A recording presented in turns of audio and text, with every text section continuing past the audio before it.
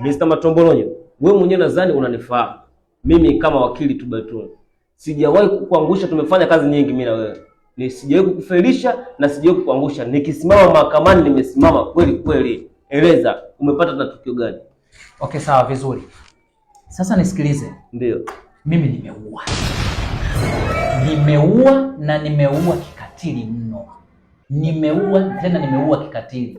Ilikuwa jana nimefanya ujambazi kwenye nyumba fulani ambapo yule mama alikuwa ni mjamzito. Nimeingia ndani, yule mzee akataka kuleta genge, nimemchapa shaba ya kichwa.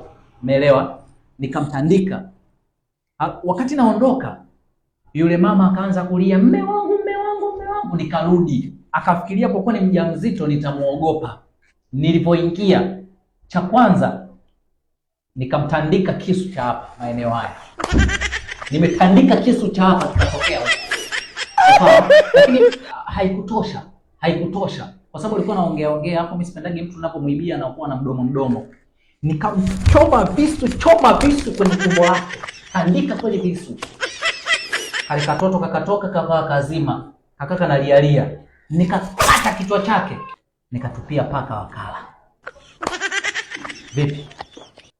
Hiyo kesi tunatoboa? Matombolonyo. Hii kesi nadhani ishakuwa ngumu. Tafuta wakili mwingine.